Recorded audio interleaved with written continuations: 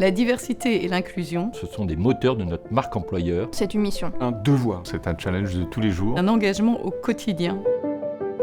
C'est ne pas s'enfermer dans des points de vue, ne pas être tous les mêmes. Une force pour l'entreprise. C'est ce qui crée de la richesse et qui permet à notre organisation de se dépasser. Compétitivité. Ouverture, Confiance. transparence, futur.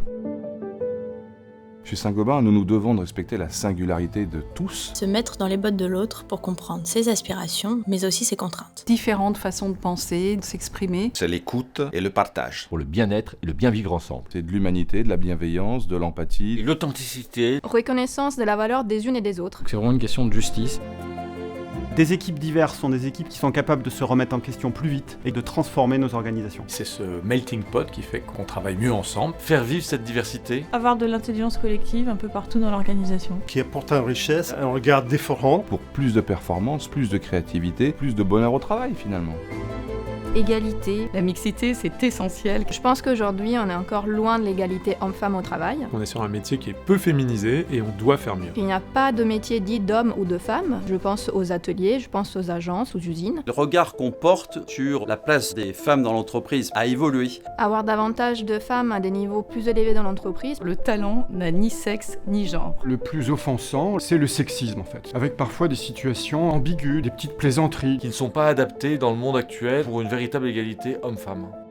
L'inclusion de tous les âges. La première diversité au quotidien, c'est la diversité des générations. Les baby-boomers, les X, les Y, les Z. 4 générations cohabitent dans l'entreprise. C'est un atout. Il faut à la fois s'appuyer sur notre savoir-faire, mais également le faire évoluer. L'expérience des jeunes peut apporter une nouvelle vision. Notamment en termes de RSE, de réseaux sociaux, de digital et de nouvelles technologies. En même temps, se servir de l'expérience de personnes qui sont dans l'entreprise depuis longtemps. Quelquefois, quand on s'approche de la retraite, on entend bon bah oui, c'est bientôt le temps de laisser la place. Et ça, je trouve pas. Tous les âges ont leur place dans nos équipes.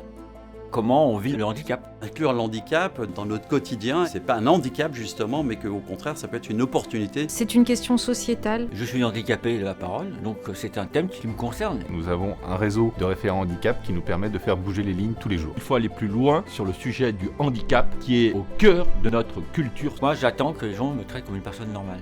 Il y a beaucoup de tabous autour de la religion. On a travaillé sur les convictions religieuses et comment les équipes font société ensemble. Le fait religieux stigmatise finalement une méconnaissance des uns et des autres. C'est juste une question de barrière mentale qu'on se fixe à nous-mêmes.